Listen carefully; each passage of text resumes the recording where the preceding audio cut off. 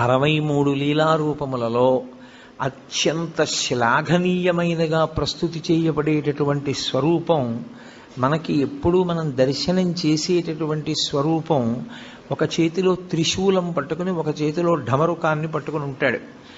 నటరాజస్వరూపంగా ఢమరుకాన్ని పట్టుకుంటాడు, ఒక్కొక్కచో శివస్వరూపంగా ఢమరుకాన్ని పట్టుకుంటాడు. ప్రధానంగా శివుడు అనేటప్పటికి పట్టుకునేది త్రిశూలం.